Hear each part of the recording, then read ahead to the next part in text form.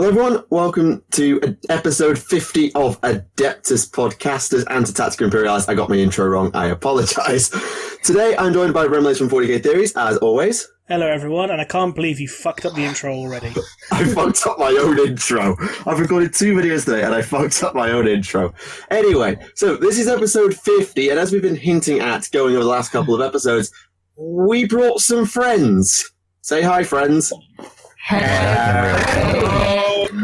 Welcome to hell. Welcome to heck. We ain't there yet. Well, we have been discussing Ian Watson, so maybe it is hell. Oh, living. Yeah, no, actually, I rescind my statement. So we've got everyone here. We've got Alpha. We've got me, the asshole you don't like talking about. We've got Ian Watson. I'm Ian Watson now. Hello, it's me, Ian Watson. I'm here to tell you about Ian Watson, ASMR. Go back to the sewers. Goblin. So to give you a quick rundown, we have Alfabusa. Hi. Disarmonia. Hello. Dr. White. Maverick Andre. Hello. Thunder Psycho. Hello. And Snipe and Whip. Hey. Hello. There, now you know where everybody is here, just in case you got confused at all the noise. Yeah. Soren's also supposed to be here, but he hasn't appeared yet. He's reading an Ian Watson novel. He didn't want to be disturbed. He's He's vomiting. He is vomiting profusely at the moment. Maybe he's enjoying it. Oh no. That's probably what he's so like. Oh dear. Do not. I don't know. Isn't that how bears eat during the winter? What, they read Ian Watson and then vomit profusely? I don't think you know much about bears, man. I don't think you know much about eating. I mean, are you mixing up bears and flies or something? Oh, bear flies! Yeah, they're great. No. Bear flies? Yeah, Bear flies? They vomit tuna fish instead of catching them. Oh, really? Yeah, they're the ones they're in the water and they vomit up the tuna fish, and then the normal bears, because It's an infinite cycle of tuna fish just being that's the returned. circle of life, dude. Do you reckon they read a lot of Ian Watson novels? That's how they can projectile vomit so perfectly. They all have a tiny little copy of Inquisitor. Yeah, on each eyelid. Oh no, they're all reading your gas machine. Oh no. Imagine David Attenborough just doing a documentary on bear flies and just being like, and here we can see the ritual begins. It's like seeing a bear lick its finger, turn a page. That's not a mistake. What do you mean, Michael? I mean, we're only like 2 minutes in and we're already talking about bears projectile vomiting into other bears. I mean, if you want more, Dreams were a mistake. if you want more chaos, we could invite Fresh and Carl. No. Just this once, no. We have enough chaos. God, that reminds me of the time when someone was linking me really weird 40k fanfic stuff, and I asked in the chat, and they were like, it's of Carl and Fresh, and most people were like, is it Carl and Fresh sending you it? I don't know. Also, they have read my fanfiction. What God. Like, what, do you mean like it was a fan fiction of Fresh and Carl, or Yeah. It was a fanfiction of them, and I was like, who's sending me these? Because it was a random, and everyone was like, it's probably them under a fake name. Was it full blown? Why would they do this? See? Did they do I the have not kissing? read this. But for what reason would they do this to me? Because Ian Watson wrote it. Ian Watson's like, ooh, yes. Fresh and Carl were in their dick-shaped house one day, eating dicks and porridge. Like, I don't know, that man's... By the way, the house was fucking. The house was fucking. The cutlery was fucking. It made it very difficult to eat porridge. So, trying to steer the conversation towards something Warhammer related. Trying to steer the conversation. Speaking of Warhammer related. Yes, Alpha. Do you know Jack Draco has his own page article in the Inquisition Illustrated Guide? Yeah, he does. I haven't read it. I don't have that book at the moment. I do. I don't know. I think I should get it. Oh yeah, you should open it up and read out of it. Okay, pick a letter and I'll read some random article from it. Read about Draco. Read about Draco. You want to read about Drake Lane. Okay. Explain character. Why did they bring him into the 3rd edition? Well, this is actually from 2007. So is this 3rd edition or is this 4th edition? 4th. That's just 4th. 4th. Okay. Right. Draco, Jack, human male, Ordo Aemilius Inquisitor, radical, deemed a renegade, often posed as a rogue trader and travelled with 3 companions. Melindy, an assassin, Google, a navigator, and Grim, an abhuman. No. He's alright. Grim's like the only vaguely redeemable. Vaguely redeemable. I don't think He's just called an abhuman, not a squat. Just an ab. he is a ranty little fuck as well, but he's still the best one there. Yeah. Just because he has a power trike. Yeah, he has a power trike. It's amazing. Please tell me you're joking. No. Oh my god, that is magic.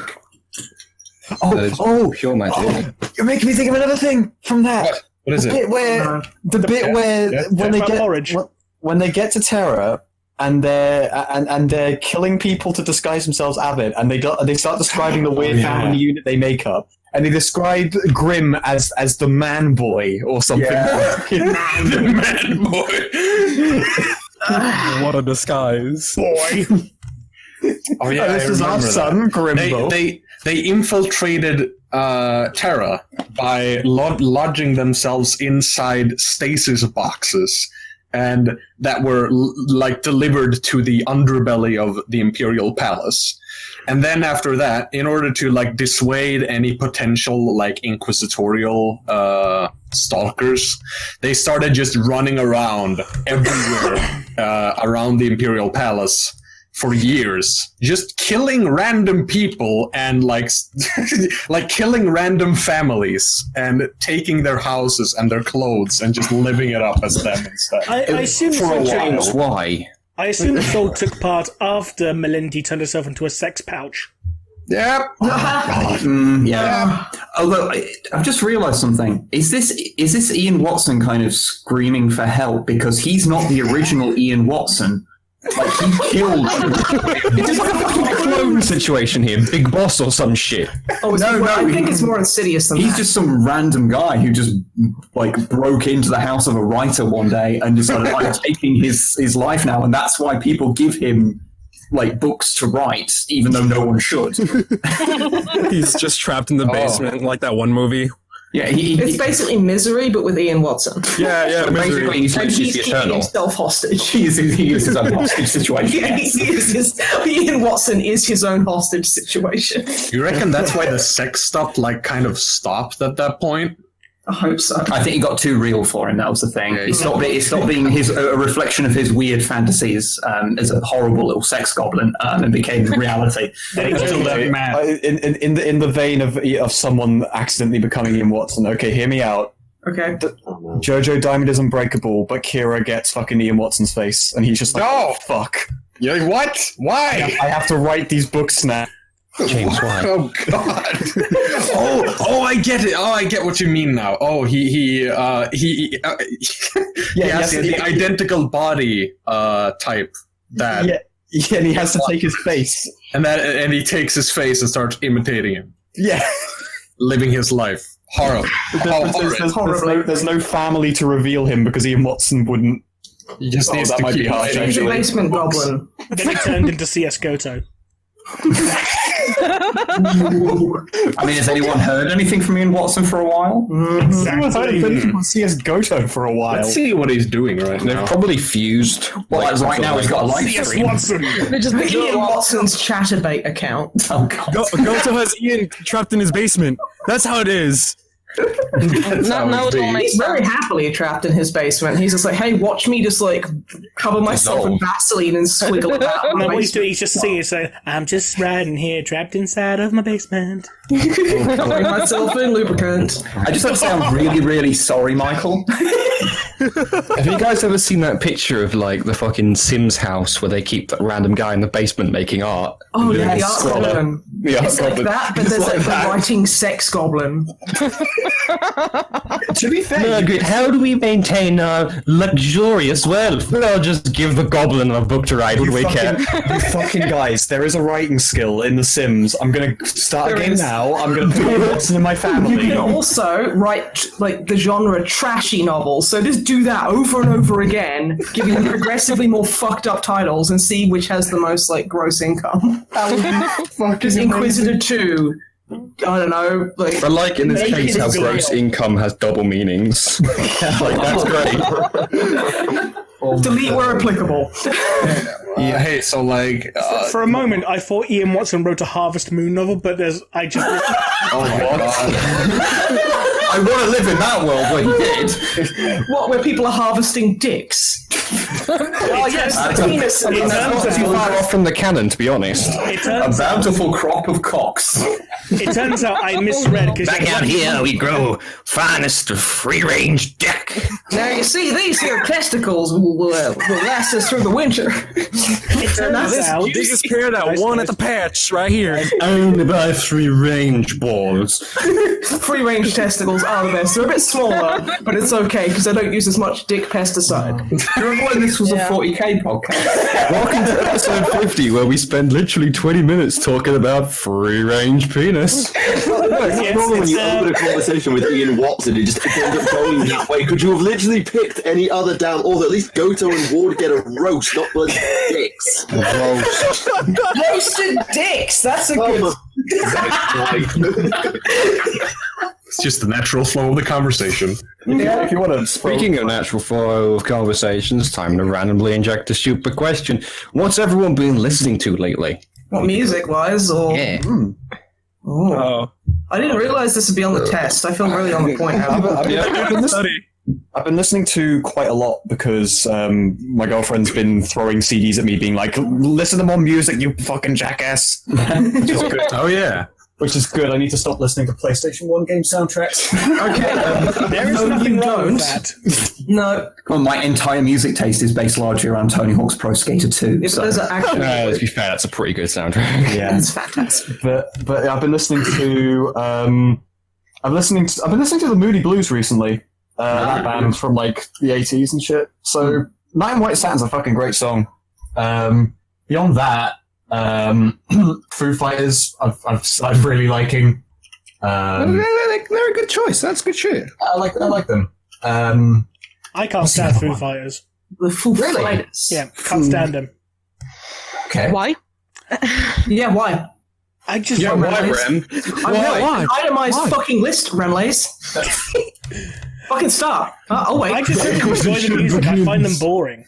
Okay, that's rule one. That's like one. I mean, it's almost like art is subjective or something. Yeah, Jesus. I know. To be fair, Rem, they were kind of a palate cleanser because at the same time I was listening to like this was her picks, not mine. Green Day and My Chemical Romance. So, I will not sit here. Hell, you're like 4 or 5 years younger than most of us. Ain't nothing wrong with that. I mean, I ain't gonna judge you if you listen to like friggin' Shania Twain. Okay, maybe a little bit, not much. Oh shit! I just realised what I was Have listening you been to. listening to Shania Twain? No, I just realised what I was listening to earlier. So Ian Watson Go screaming.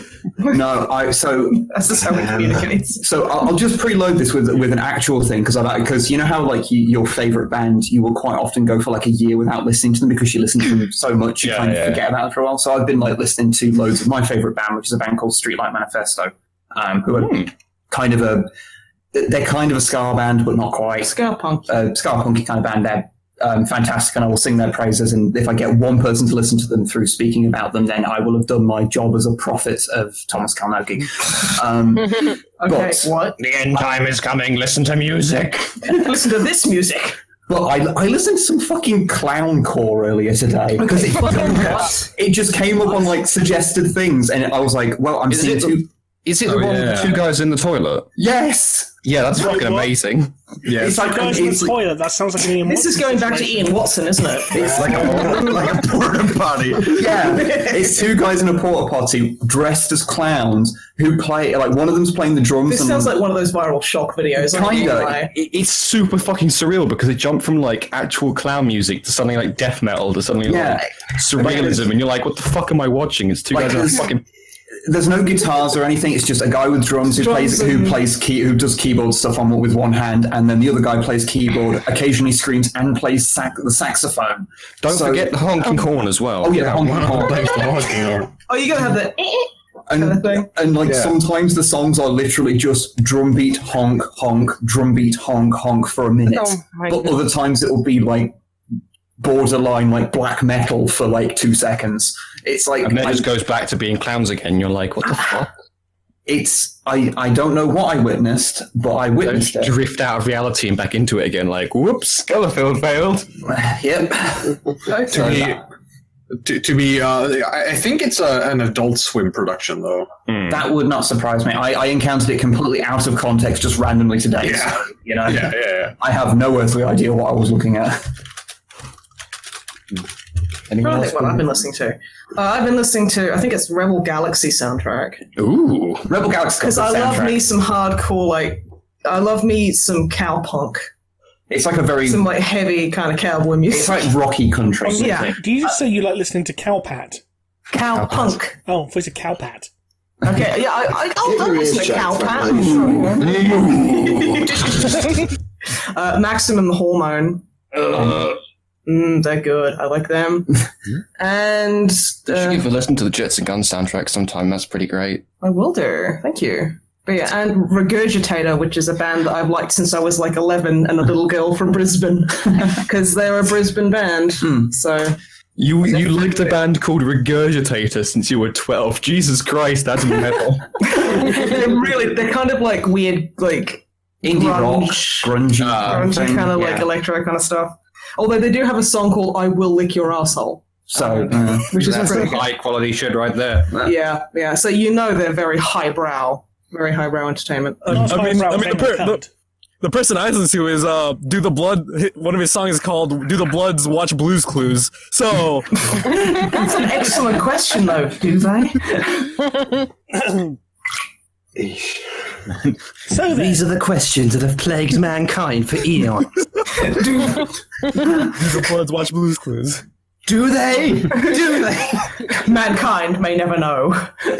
It's like fucking something a Peas Award video would contain. Hello there, I'm Peas Award. Today we'll be looking at the Bloods watching Blues Clues. And it was like, yeah. So I haven't watched Blues Clues in so fucking long. Oh, yeah, they have like 8 different people because they keep killing the main guy off or something. The main guy just keeps fucking vanishing into walls. He literally, like, you can only play the guy in Blues Clues for like a certain amount of time before Blue. it literally Why are the walls moaning, Blue? Just stares at you with those lifeless fucking dog eyes. And then he gets dragged into a basement of Feeny and Watson. Yeah. Yeah, that's it. That's exactly it. In fact, I'm trying to steer the conversation. Yes, but you're steering it back to the one thing that derailed it to begin with. Well, to be fair, I started that chain there, but never mind. I was going to say, like... Yeah, but it's always Remlei's fault, so... Yes. You're stealing my thunder as being the worst person. I thought that was Thunder.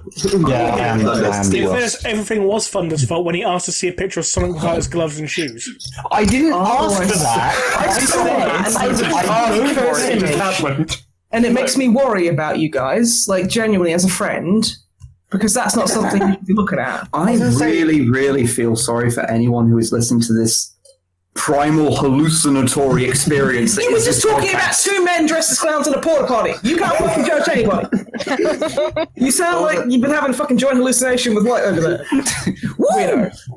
Oh my god, so White, what have you been listening to recently? There's about 10 people here. What were you expecting? But to try and in fairness, there's only 9 because we're still waiting on the bear. If he is a real bear. I've been listening to some really weird combination of stuff lately, though. Oh no! Like I've had Blues Clues, shitload of vaporwave stuff. Eyeliner's By Now album, which is good, and then I'm interspersing it with the Kirby soundtrack and the Death Grips. So it's like, this is great. Ooh, this is great. That's a combo. It's an eclectic mix, I'll give you that. But yeah, no. It's an acquired taste. I can't even add anything to that. My tastes are just so much boring compared to all of that. Kill the initiative back. I was just going to say I've only been really listening to Tark and Genocide Commando as of late. Nice. Fair enough. So what's everyone been reading? Is anyone... I know, obviously, Rem reads like 1 million books an hour. And But he hasn't read the Firefest King novels. What kind of 40k fan is he? Hey, guess who read Inquisitor? Yeah, read Inquisitor. I've heard that's a fun book. I literally read that this week, so yeah. And you have no one to blame but yourself. I read Vulcan's book last week, the Lord of Drake's one, which is basically an 80s action movie. Did you enjoy Well, it? considering Vulcan is basically an action movie character. I did enjoy it, because, like, especially that one scene where, like, he gets into the mole and he shoots himself out of the spaceship and starts drilling through the Space Hulk.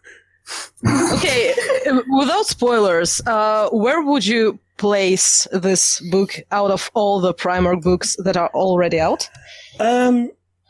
I'd probably put it somewhere around the middle. It's not as good as the Lorgar, Perturabo, and Fulgrim ones, but it's better than the Ferrus Manus one, and better than the Everything Russ is and better Gilliman than the First Manus one. It's better than the Gilliman one, it's That's better than the sad. Russ one, and I think it's better What than the about- Magnus one. What about Jagatai? I say it's on the same level as Jagatai. Okay, that's not bad.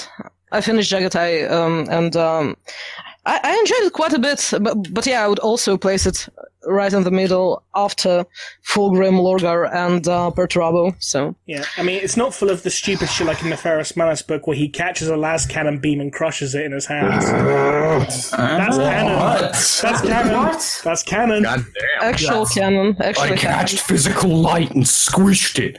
Yes, I'm not you understand my pain. You're painful to me every single time. I mean, out of all the Primarch books, probably Sons of the Emperor anthology is the best one, if only for the fact that Sevatar calls Araman a patronizing Terran shithead. It's a good one. To be fair, there's a lot of decent ones in there. Oh yeah, with Perturabo the Barbarian, that was another good one. There was the Rhynor one. Yes, and there was Korax turning into a cloud of ravens. Yeah, that. Yeah, surprise. Nice. It's Corax.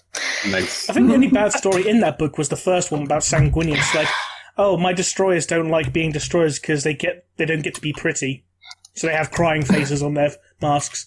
No. Should finally read this freaking anthology though, because I'm not gonna read Vulcan's book because I only have a limited edition one and I don't touch them. Do not touch. Gotta wait for the ebook release. Oh, really? Yeah, funny enough, the Vulcan novel, its story takes place immediately after the Vulcan story in the anthology. So you might want to read that as well, just to get... I'll probably read that very soon after I finish Old Earth that I'm reading right now. I wish I knew how to read. It's okay, just look at them and just guess. What is a book? What is a book? But a miserable pile of words? Written by We Ian Watson. we just recently created like a reading chat kind of deal. No, it was the Ian Watson fan club, and you know. Oh yeah, the Ian Watson fan club. That's it. The icon is his No, fucking face. The Ian Watson fan cult, in which we will only read Ian Watson novels. We just read the same we're one going over up on and our over. gas machine. Sounds like a chaos cult for sure. If it isn't but- now, it will be. We're actually intending on reading the Con Primarch's book. Probably live. Like I don't know. Do you still want to be in on that, Remleiz, since you recently read the book? I'll be part of the club, but if I can skip that one particular book, I will, because again, it's only been relatively recently since I've read that book. Yeah. You can join if you want to, but otherwise we'll just do it live with other people. But yeah, we're going to be reading that one first, I guess. I was just more I scared the think. fact that I woke up to like 200 plus notifications for that one channel. Like, what the fuck is this? With this Ian Watson face with like 200 underneath it, you're like, Jesus Christ. What freaks me out about it though is that because it's his face, I keep seeing it come up, and I just disconnect from reality for a moment and think, oh fuck, Ian Watson messaged me. When I get it on my Discord, I get the fight or flight response triggers, and I'm like, Geez, so it's either I throw my phone or I literally just run the fuck out. It's one or the other. I honestly trembling. Yeah, just like there was a very definite panic feeling you get. Genuine, like you get a surge of adrenaline. Like, you know, even when you know it's not Ian Watson directly messaging you, being like, "You're right there, darling. I'm a fucking sex goblin, ain't I?" Well, we've heard him. I've heard him speak. Yeah, that's how he speaks, obviously. I wish, but unfortunately, he is just like this, and he just. I will say, Hello, I am actually the voice actor for Ian Watson. So. Oh my god. Oh, okay. You did a pretty good job. Yeah. Thank you. I thought I'd make him as fucking sinister as possible. Ian Watson is now the new character. He's the new center of the series. Don't worry about it. Yeah. Does this mean that Taking over Remleiz podcast. He's the new main character. That's true. Does this mean that you're starting doing an Ian Watson to the Ian Watson series on a cast? series snipe? Michael, can you just upload this video as Watson.mp3? And then just have like his face progressively, like over the however long it is, very slowly kind of being zoomed in on. So you can't instantly tell it's moving. Like the I know. duration of the entire fucking video just has. I know. I know. I got it. You know how Sleepy Draw tends to redraw that like iconic image for your podcast for every podcast with whoever is the guest? Just make it Ian Watson's face, just a giant head. No. What I was gonna say was start off small, and through the progression of the rest of this podcast, it slowly gets bigger. Yeah, and it's like his nose takes up the entire like video. Yeah, should have the same kind of aesthetic as that one like balloon heads comic from Junji Ito. Oh Jesus! Yeah, exactly. God! Does the podcast end up getting drowned out by just the sound of his nasal breathing? Just. And then a little bit of white noise in the background, just like that gets louder. I'm trying to drink tea, you fucking asshole. That's it. Put that tea inside your body, dirty boy. Sorry. Do it in the name of Ian Watson. In the name of. Look into his eyes as you do it. Ian Watson is my hill to die on, okay? He's a wonderful man, and you better not do anything to him. He's in the bed right now. Pure and innocent. Ian Watson's gonna hurt all of us. Yes, I get the feeling if he watches any of the podcasts, he's just going to send Reb and I a very angry email. He's going to send you an angry email like, dear Tactica Imperialis, in brackets, and your butt, and then proceeds to talk about dicks for the next 24 days. And then he signs it off with, I can't remember why I was angry. He signs it off with a cease and desist as well, and it's just like, but for what? But a cease and desist. Probably something to do with genitals. I don't know. And then picture the lawyer Cease and dixist. Cease and dixist. To be fair, I'll end up sending you a cease and desist that's actually a cease and desist for him because he's just so used to getting them that way around. He just thinks that's just how you correspond. Pulls one out of his fucking post and just puts it in an envelope and sends it to you. Oh my god. Ian Watson found me. Let's play Five Nights at Freddy's. So Thunderstrike can just put that in chat, and that's ruined my life. I want to see Ian Watson play Five Nights at Freddy's. Oh yes, I bet Freddy's all about the penises. I can see his bulging package. I wonder if he has many bones. He's very he emanates a very threatening sexual aura. Does that fucking deal that he talks about for like a whole paragraph? He just uses his bulging pulse. He talks about his bulging codpiece and explaining it at length all the bones that are attached to him. Michael, when I die. When I reach the gates, I feel like you'll be there to judge me, and you will send me to You'll pull the rope and assuming that you outlive me at this point. For everyone, I'm just going to read a small passage from Draco. Okay, fine. Good. Just a small paragraph. Story time at Uncle Rem's. Yes. And then we stop it. Everyone climb onto Remleiz's knee. His spacious knees. His spacious knees. This He has is a very wide Spacious, bulging, bony knees. So many bones in those knees. So yes, this paragraph is from Chapter 5. Tension brooded in the air. Decor was once oppressive and lurid. Brown entrails seemed to bulge from the walls, sprayed with pious mottos. Dingy pillars were subtly phallic. Yeah. That's Subtly phallic. Subtly phallic. So It makes this so much is sense that Peril appeared to be a more sordid city than the capital, as that this particular city hadn't been devastated at all. Thus, aggressions and desires bubbled and brooded as yet unpurged. Bubbled. What does he I'm want gonna have to say? sit on my hand. What does it mean? It means he wants to have sex with the whole planet. No, he wants to have sex with the Oh, no, wait. it mean? Wait. Let's analyse this. I think this one bit encompasses Ian Watson as to a T. Though Jack, in his role as a rogue trader, pretended to patronize a mistress, the reality was that during his 35 years of life, he had only bedded one woman, almost on an experimental basis so that he should at least be acquainted with the spasm of sex. Yeah. Spasm of... Oh, God, why is Ian Watson in the chat?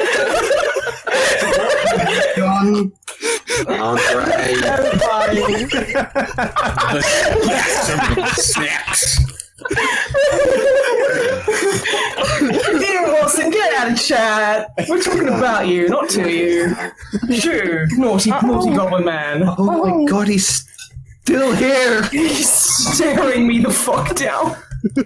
He stares at me with like barely contained horrifying sexual weirdness. You better screenshot this so you can refer to the fucking yes father that Thunder just said. Speaking of sexual weirdness, it's yes, daddy.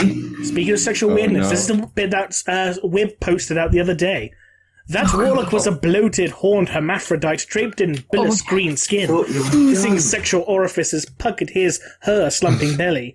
His her long muscular tongue lashed and probed the air like a sense organ as if to supplement her tiny shrunken eyes. Plainly that tongue had other uses too. God damn it.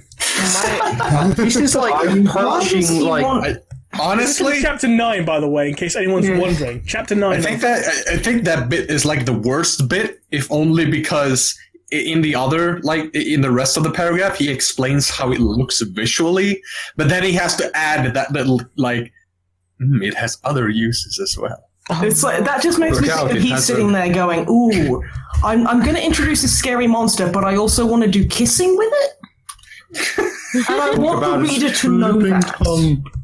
Yeah, it's like, okay, it also used its tongue to eat Solero shots, which are now discontinued, but you can only get on certain planets in the Imperium. Wait, there's more. Oh, good. Other great buildings were giant mutated solo genitalia. Horned phallic houses arose, wrinkled. Welcome to my dick city! Don't lean on any posts. Blistered with window pustules. Cancerous breast domes swelled, fondled by scaly finger buttresses. Tongue bridges linked these buildings, sliding back and forth. Scrotum pods swayed. Scrotum pods swayed. Orifice entries pulsed open and shut, glistening. Some buildings were scrotum sway? Well, sway enough. Swing, but sway implies it's upright and like moving in the breeze. It's like it's a testicle-based weather vane system. The balls are swinging to the east. That means rain. No, a piece to resistance of this particular paragraph. Through his magnoscope, Jack spied nipples that were heavy-duty laser missiles. Heavy-duty. Fucking Jesus Christ. I think at this point you should probably just invite him and interview him. There's so many questions. Many questions. So, Mr. Ian, thank you for coming here. First of all, who hurt you? Buildings. Talk about that. Buildings that I wanted to fuck. I walk down the street, let me tell you, I walk down the street and I look at those dirty paved roofs. They're glistening in the sun. Rain trickling his pants. Those slutty houses. Ooh, dirty girls. Is he the guy who posted on like a forum thread at one point about the tile fetish he had? Yeah. Oh god, that fucking thread! What the fuck? Tile fetish? What? Yeah, we're just As you don't know. Could you explain this to the listeners, Thunder? Okay. So I don't want to go on. Well, I have Trying to recover his video, and we're just like, let's talk about tiles. It's already dead. I put Probably like completely demonetize it. What is the point of me even trying? I put the full image in the chat, but basically someone this was on some kind of 4chan thread was saying like, oh, can someone just tell me what games I should play because I need to distract myself from something important, and everyone was like, what was important? Fucking Simulator 2018. Yeah, and he said, oh, I came on my kitchen counter and my sister found it, and everyone was like, okay, why did you do that? And he said, okay, don't tell anyone, please, it's embarrassing, but I'm attracted to tiles.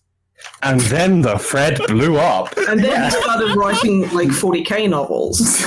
Yeah, and then at one point he shared his folder of like his porn folder that was full of tile pictures, and it's got this like classification. It's all got subfolders: circular and irregular, cold and comforting, curvy, fractals. Not only that, he also talks about how the pattern's important and like, oh, he needs to have a good pattern. Yeah, it's just like, Jesus, dude. Yeah, like, I mean, I guess he's not really hurting anyone. He's just going to be out on the street, kind of like taking photos of people's roofs. That's king shaming. You should stop that. Yeah, we are king shaming the fuck out of that poor guy. Worse, he could be Ian Watson. I'll tell you what, just to save Michael like tearing like his hair out. Like, also, shall we try and get this get this onto some paths so that let's get this away from sexual No, tiles. honestly, I wouldn't be surprised if poor Michael was just sat there, literally head in his hands. He's got sobbing a little bit. Got a Jack Daniels in one hand. He's like, I picked the wrong week to quit sniffing glue. It's got a fucking like little pot of ice cream as well, but it's like not being touched. And the spoon's Like on the little floor. He's just Haagen-Dazs with like sobbing. the wooden This was supposed to be a celebration. I knew it was going to be an absolute clusterfuck, but for God's sake. I didn't think we get this bad. Wait, how old is Ian Watson? You misunderestimated the universe. Right, are you quite Emperor done? Palpatine. Yeah. I think Okay, so I've been reading Horus Rising. Took you long enough. Whoa. Yeah. An actual cool Pretty old good. school novel. Yeah, no, because I never really read the books, and I thought I want to get into it, and Wib was like, you should read this one. This is good. And I like Loken. He's a cool guy. I'm getting through that. I've been enjoying that. That's been good. But you're only a handful of chapters Only through a at few this point. chapters through, but I'm enjoying what I'm reading. I thought the beginning was a bit jarring. Like the whole, oh yes, let me tell you how we slew the Emperor, and it's like, okay. It's a bit confusing, like, Yeah. reading it. I think it's like the start to the entire series doing that kind of misdirection's a bit weird. Yeah. It's line 1, Yeah. I think. Yeah. It is, yeah. Yeah. He's like, Loken's literally I was like, there let me when tell you the Horus tale. slew I the was there when Horus slew the Emperor. And it's like, oh, they all giggled because it was heretical. It's like, well, I mean, if this is the Horus, I already know what happens, guys. Okay, spoiler alert, Horus kills the fucking Emperor. Or does he? But then he died. Oh, does he? Well, Okay, Horus kind of kills the Emperor, but then he they're like kills him best friends. He kills him He quite kills a him a bit. little bit. He doesn't He kill left him him on because he's Facebook. having a conversation with Slightly Jack kills Draco. Okay, so mild spoiler alert, Horus doesn't like his dad very much. Oh no. Oh no. They have a bit of an argument. Some would say maybe I think it's about heresy. Horus borrowing the Cortina when he wasn't supposed It's something like that. Yeah. Oh no, he borrowed his Millennium Corvette. Oh. Very fancy old Did he car there. scratch the paint? He did scratch the paint. My That's God. why it happened. That's why it happened. No, they just I played mean, Monopoly. Chaos were like, dude, you know, like if he didn't want you to scratch his amazing Millennium Corvette, then maybe he shouldn't have like left it behind only 3 locked doors. And he's like, you know what? You're right. I'm in the right here. And that's literally, spoiler alert, that's literally the Horus heresy. It is. The books are still entertaining, seeing how it gets there. Yeah. Yeah, but there's the whole Millennium Corvette, which is the funniest thing in the world to me now for some reason. I will say this.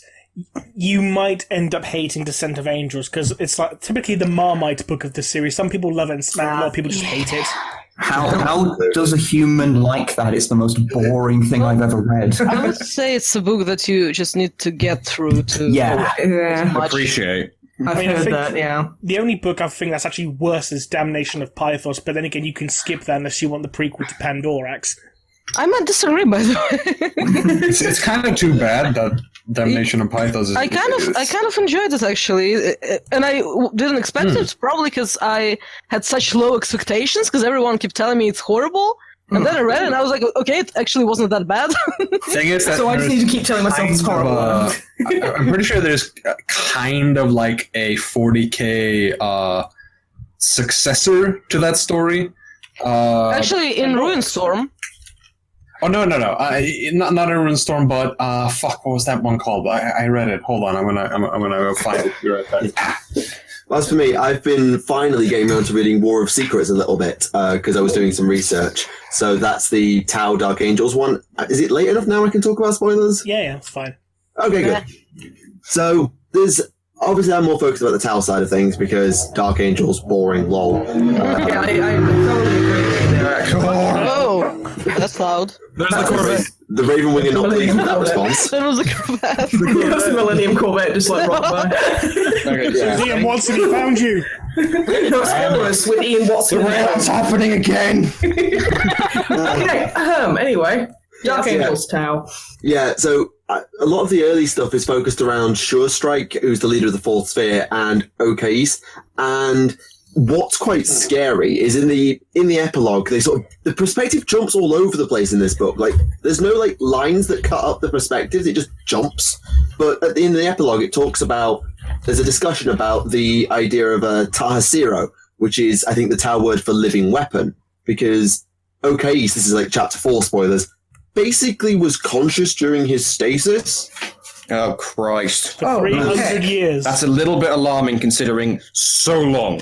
Yeah. So no mental degeneration, could not have mental degeneration because he was in stasis, but was conscious the entire time. So He went a bit nuts. Just psychotic.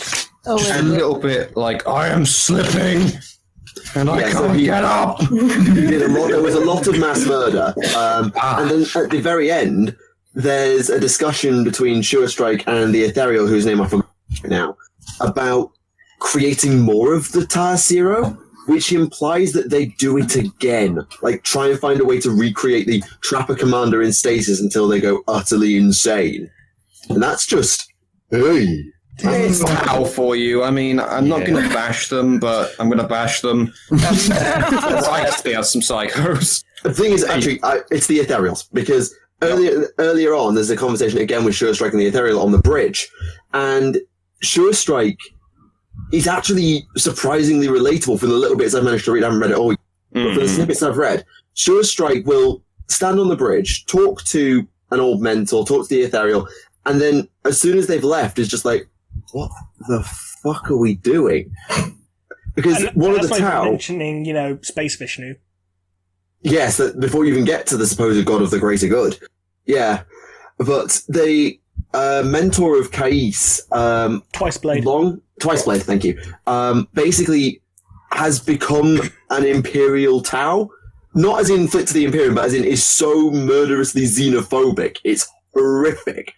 Right. Like, the only way to talk this person out of psycho murder killing the entirety of humanity is logistically impossible. You can't do it, there's just too many of them, but I can try! I just thought the idea of, I'm going to kill every human, but you can't, there's too many. You're right. Oh, okay. You'll never manage it with that attitude. I should probably I want to kill all the humans. I should put it in the context that there was a psychic plague on the world that they were attacking, which they referred to as a mind curse. So, right, which is a bit weird for Tau since they don't believe No, it was the humans. It was the human world. Oh, right, okay. They were attacking a human world, and it was potentially affecting the gay race. I don't know. And so that was why they wanted to supermass and murder the world that turned out to be the homeworld of the Angels of Absolution, and that leads into some very interesting things indeed. Oh, yes. Oh, no. I'll let Rem take this because, well, he knows his Dark Angels. Basically, the Dark Angels want to try and kill, to hunt down a member of the Fallen, but it's on the Angels of Absolution homeworld. The Angels of Absolution are potentially corrupted, but they don't want to fight them because it might seem a bit dodgy. At the same time, and also they don't care about the Fallen. Yes. At the same time, the Tau want to kill the gay Vesa because they're infected with the mind curse. So the Tau and the Dark Angels are like, hey, how about you kill the Angels of Absolution for us and we'll kill your human problem. Okie dokie, make a deal. And the Angels of Absolution found out that the tower was sent to attack them by the Dark Angels. Hey, wait a second! Isn't that against what we're supposed to be doing? No. Yes, and then that leads to Primaris Fallen chicanery. Yes. Oh no! Not Fallen Primaris yet, but Primaris and there was Fallen that chicanery. quote, we Primaris Marines are the future, and we will be the death of you. And then the apothecary is like, oh, subject died of his wounds. Never mind. Oh yeah, he just fucking executes him like, whoops, knife slipped. Yeah. Hey, yo, by the way, I found the book. It's called Pandorax. I already mentioned this. Yes, we mentioned it about 5 times. Did you? Yeah, I said Damnation of Pythos was the prequel to Pandorax. Yeah, did you say that when I left? Did you leave? Alpha, please try and pay attention. Come on, we're trying to do a podcast here. I mean, I know. Come on, keep on. We've got to keep on. We've got to keep on Keep on topic. top. I'm sick of it. Oh man, I bet he missed the entire Ironwatch arc. How I can know he call we're not himself a talking real about fan? blood and Fake dogs, fan. but still. I actually have a question about that book. Because I haven't read Damnation of Pythos, but I have read Pandorax. Does Epimetheus appear in the Damnation of Pythos book at all? A character called Epimetheus, who's one of the original founding members of the Grey Knights. I don't remember. I don't remember. No. They changed their names. Because one of the big things about the Pandorax book, other than that fucking Drago and Ezrael appear in it, is specifically that there is an ancient Terminator who's standing inside some forgotten shrine who wakes up in the book. So there's an actual 31st millennium Marine in the 44th millennium. The catch with the Grey Knights is He was also then... a Grey Knight, yeah, so... Yeah, the catch with them is that their names are given to them as a counter to demons. So more than likely, if Damnation of Pythos took place during the heresy, the Grey Knights didn't exist. Therefore, whoever Epimetheus was as a Dark Angel didn't have the name Ceased to be. Epimetheus. Apparently he was originally of the Dark Angels Legion. He was, yes. Which makes no sense because there are no Dark Angels librarians in the bloody Knights Errant, but whatever. Well, you mean you have to be a librarian to become a Grey Knight? You have to be a Psyker. But you don't have to be. You don't have to be a librarian to be a psyker in a Marine thing. You just tend to be. Yeah. True, I suppose. You but can have. the Dark Angel. There are just found actually it librarians weird. who aren't psychers. I Recall couldn't think of a correctly. Dark Angel, though. I just found it weird that Epimetheus was wearing cataphracti armor and only had a bolt pistol. I was like, shouldn't you have a combi bolter or something? Shouldn't you have a good gun? No. Sword. Been a I while, maybe sold you it. lost it. I sold it for pogs. I dropped it. Yeah. My favourite thing from that book was the fact that when the Chaos Space Marines were trying to contact Abaddon, literally had a guy vomit up his own guts, and his guts took the form of Abaddon. Oh, yeah, I remember that. Suffrackers. Oh god. That was interesting. And Huron Blackheart was an absolute dick to Abaddon. It was hilarious. Yeah. Blackheart is a dick, generally. But it was kind of playing up the whole rivalry about being a I Warhammer. wouldn't let my subordinates talk to me like this, Abaddon. You Well, I wouldn't be such a huge bitch. Oh. But yeah, I've also been reading The Last Hunt, which is White Scars, Nids, Drukari, and Craftworld Yandon all in one huge fucking melting pot. Nice. That sounds pretty Melting pot of rad. friendship. Yes. Oh, It's a bit weird, a bit deceiving on the cover, considering it's showing High Fleet Leviathan, yet it's... They never show up. No, it's something called High Fleet Seekertrix, which is all black. Oh, huh. I suppose the Leviathan's more sellable, more immediately recognizable as, that's Nid. I guess they kind of he kind of forgot to mention that the Tyranids were supposed to be all black, and he just drew them as a Leviathan. And when he got the art, he was like, "Oh yeah, okay, that's fine." Shit. I did it again! Oh, and apparently there's a hint that Jagatai Khan is running around the webway with the Grey Knights, apparently. No. What? oh. Well, I mean, if anyone could find him, it'd be the Grey Knight. Jagatai Khan? Yeah, apparently, when one of the Stormseers had a vision... No, so it wasn't a Stormseer, it was Jagatan Khan who had this vision of a white giant surrounded by silver warriors fighting demons. Well, wonder who that is. But how did they Could be anybody. It could be kind of funny if they were just like, "Hey, let's go find him," and just he's like, "What up, fuck boys? How you doing?" So he's from the southwest now, is he? Howdy, y'all. I'm Jack Tucker. I've been killing demons in this here war. That's not the Southwest. I'm just firing bolters into the air. He somehow has a cowboy hat. He's chewing on some weird hay. He's Yeah, well, you hang around with a dark elder long enough, the lines start blurring. Speaking of which, insinuating that Dark Elder are all cowboys. no, Well, what I this mean, does bring back to would that not improve discussion. them? That would make them so much cooler. It brings us back round to our cowboys. discussion. It brings us back round to our discussion of the cowboy space marines that we need. Yeehaw. Wait, what? Yes, Do mate. you Cowboy remember, Space Marines. Alpha, the cowboy space marine discussion we had? Do They tell. don't exist. They're the white scars. I don't What do get you mean, the do problem. tell? You were there. Well, you were on the podcast. Yeah, but he's slept since then. He's been on 47 podcasts since then, probably. Who knows? More or less. Alpha is actually like a hyper-advanced AI that we just built to handle all this shit, and he's just constantly in everything ever. Yeah, that's- Crashing. Like a shitty Dell computer. He was programmed by Ian Watson. God that's what damn he's it. always talking about dicks. It explains so much. Yeah. Yet so little. Erogenous infrastructure. Erogenous infrastructure. Pulsating erogenous infrastructure. Oh, dear. Michael, I'm sorry that Undulating everyone else buttresses. but me is a problem, and I'm the best Everyone behaved. there. It's just Everyone Remleiz. but me It's is just being Remleiz. gross. I bought Action Man on the PlayStation 1 the other day. Oh, dang. That's pretty good. Do you remember Army Men 3D? Yes. yeah, It was good. Yeah, my brother fucking loved that game. Does anyone remember Hogs of War? Oh, yeah. Yes, that was also good. It was good. Was that the one that had Rick Mail in it? Yes, it was.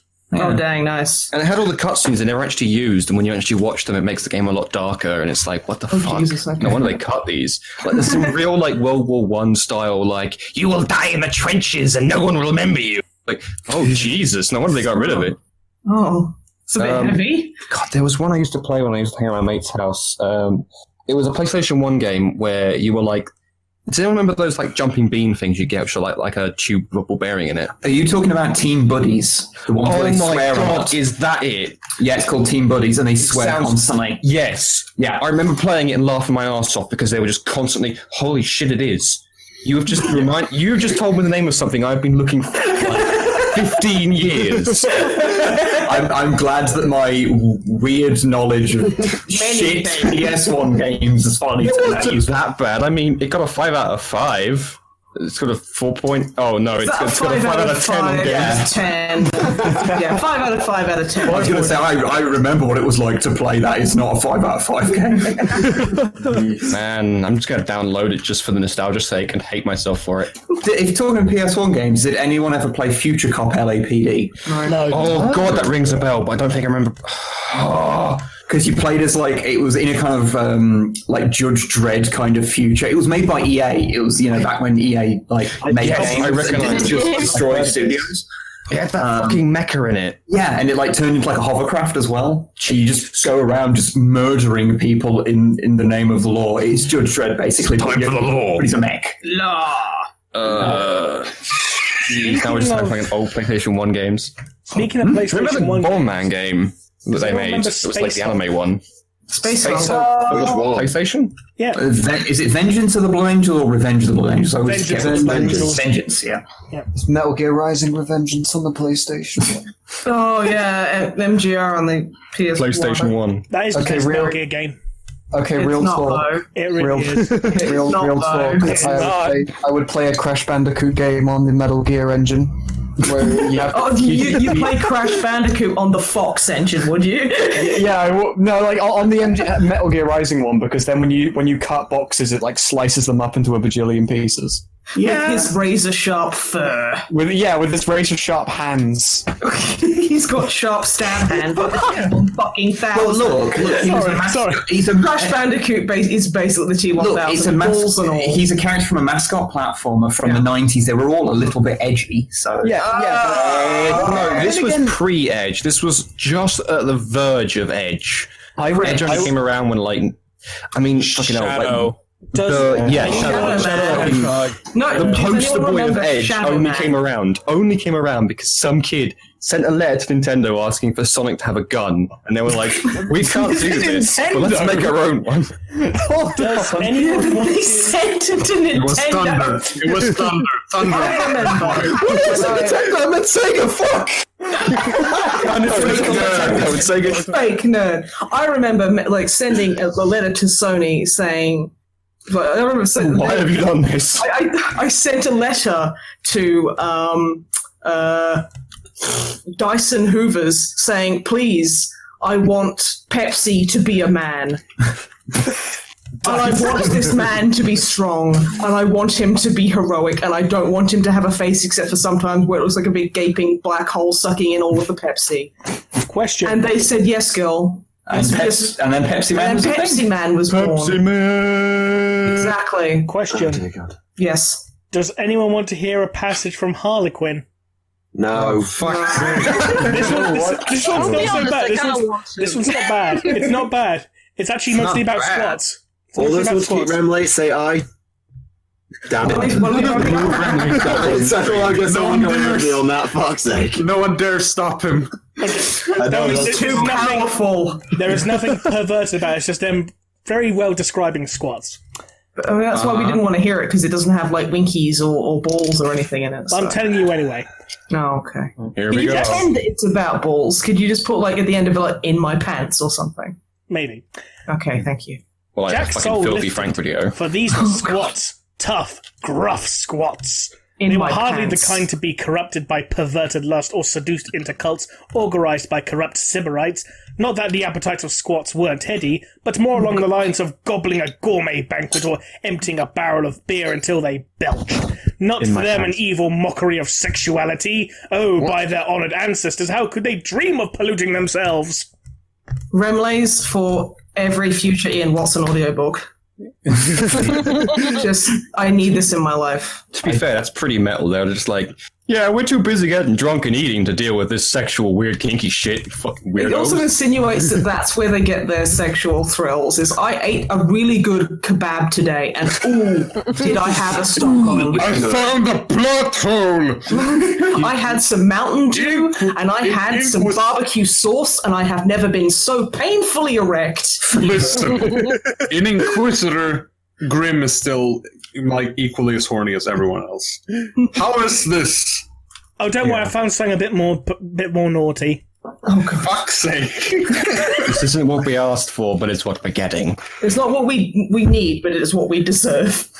Her single exposed breast was divine, so her lines... Is this talking about Grim? Yes. So were her thighs and bulging loins, yet hers was a malign divinity. Her cascade of blonde hair almost hid her green eyes, which were unnaturally elongated. Her lips so Long lush, eyes. she was embracing.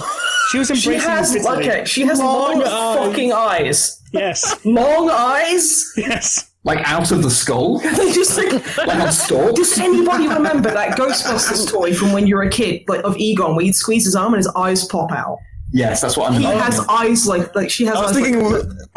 I'm thinking more like Cooing, rubbing against him. No endearments could hide the scaly claws of her feet or the pincers of her hands. And yet, what did Vitaly care? I don't know. That's a great question. What do I do? He's finally getting laid. Maybe you'll stop with the endless fucking poetry. Shitty Navigator. Oh, he's the worst character, actually. Yeah, he's just kind of a bit of a prick. And that's like he your shits, character. and then he shits himself. Yeah, but Grim cleans him up. Yeah, you know. I am not going to kink shame, but that is not for me. A spirit which was that was not all his for Ian. usurped the governance of his limbs and his lips and his loins. It was a fierce, squirming, lecherous, bloodthirsty entity. Okay. James, Slanesh was the throb in his ears and the pulse in his loins. Throb in So his many ear. loins all the So time. many loins. There's loins over there. They're hanging from the ceiling. They're in the fridge. Loins as far as the eye can see. We keep returning to It's entirely Rem's fault. He keeps ruining it.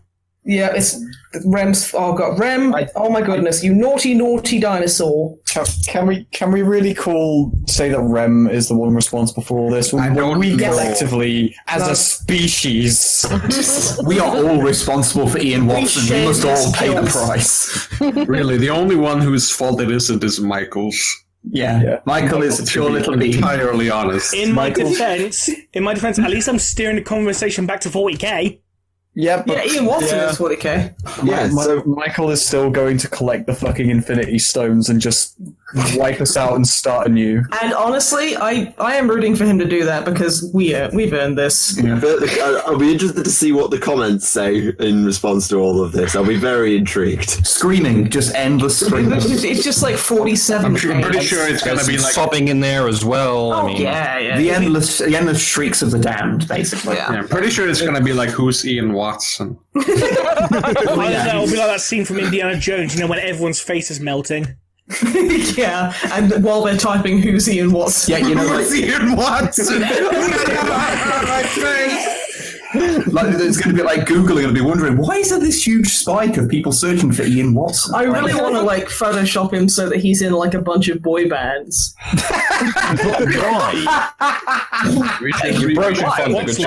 We should absolutely repopularize Ian Watson so we can come back and make a fourth. Yeah, no, we should just Photoshop him into Blue's Clues. We should change lyrics because this is something we need to do. If we're suffering, we need to make everyone else fucking suffer as well. We need to make him a playable, downloadable character for Darkest Dungeon. We need to make him finale for the Horus Heresy. Heck yes. I want an Ian Watson battle royale done. I want an Ian Watson loofah. Not personally, but I will make it. I want Ian Watson to be the third bald man in the Boreal Diomedes Ian Watson trio. Yes. Trilogy, you're about to say. Exactly. Vishnu, I don't follow your faith, but Jesus isn't picking up Nora's Buddha. Anyone, if you can hear me. Have you at this point just to run off from the rest of humanity. So to stay the topic to 40k and actually make it topical again. Yes. Come on. Oh shit. Yes, Gen Con has been going on this weekend. So for time recording, it's the 3rd of August, so it's going on right now, actually. And there's a lot of board games coming out of it, which may or may not interest some people. Munchkin. Yay, Munchkin. Yay. I have no idea what Munchkin is still. It's written by Ian Watson. Stop. Okay, you know that fucking Tim and Eric skit called It's Not Jackie Chan? We're just doing this with Ian Watson. It's like, name 10 things that aren't Ian Watson. Name 10 things that aren't Ian Watson. Toothpaste, Munchkin, Warhammer, Ian Watson. Fuck! To answer your question, Rem, Munchkin's it's mostly kind of a card game, and it's like a riff on D&D, so, the term is derived from, people in, munchkinning out in D&D, so they don't care about anything. It's the old term for min-maxing, basically. Yeah, they're rushing for the treasure and just being jerks. And you just have to try and screw each other over to get to the treasure, and you're, knocking down doors, and, it's quite get fun. loot and It's also a breed of cats. It is, yes. Well done. Small kitty cats, which are very fun. Do you want your cookie now, Thunder? Thunder, you deserve this cookie as well. No, I like the idea when Alfabusa comes out with an interesting fact, we give Thunder Psyker a cookie. Somehow just to spite Alpha. What's really interesting, Alpha? Thunder? What kind of cookie would I'm you just like? really glad that for once someone is getting, like someone else mixed up with Thunder, because the amount of times we've had comments on our video going why is Thunder Psyker? Why is Thunder Psyker in the Masanta card? Yeah. That's interesting. Trust me, I get the same issue all the time. Thunder is basically every British person. Well, yeah, that's been the inside joke since 2012 that you and Thunder are the same person. Yeah, I mean, they are literally talking on the same. Is this going to happen? Discord accounts. When the podcast goes out, that's what the comments are going to be. It's why are there 3 instances of Thunder in here? You see, we've recorded ourselves, myself, 3 different times. To be fair, if we want to go even further, back in the Alpha Legion days, people used to get me mixed up with Ares. What? What, you mean the character from Final Fantasy VII? Yes. No, yes. Wait, what? Didn't she die because of Sephiroth? What the fuck is she doing in the Alpha Legion? She became captain of the Alpha League. Summon or something.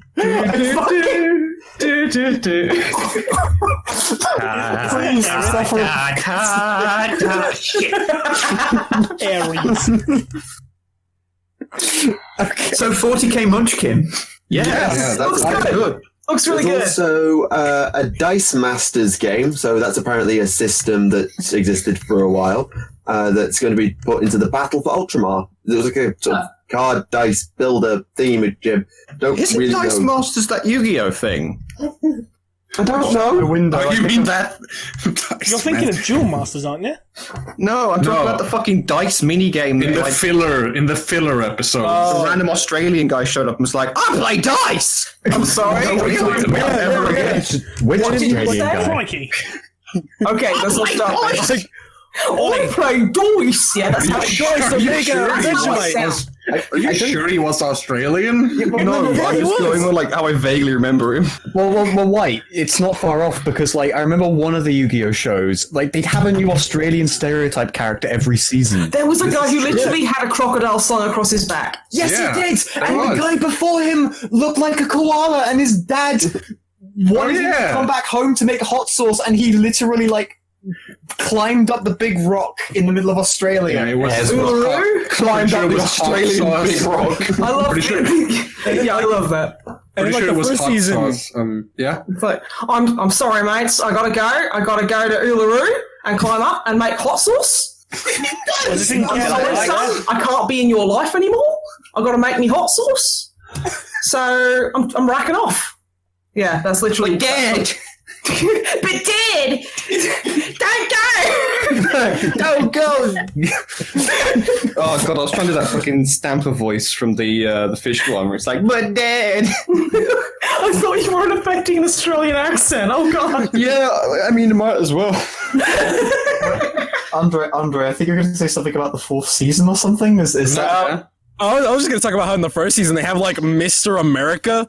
Yes. Oh, Captain America. Wait, what was that? What was that?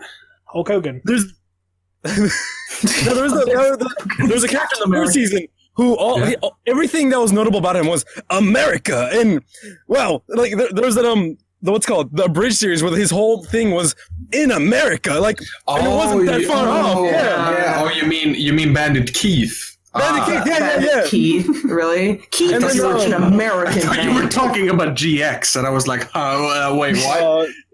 No. I did it again. And then Joey's just like a Boston, New Yorker or He's whatever. like, a New let's Yorker. get in our car, Yoog. I need some It's funny clam because that's chowder. not far off either. Yeah, it's like, and I do a shitty Boston accent. It's still better than that guy. Chowder. It's chowder. Oh,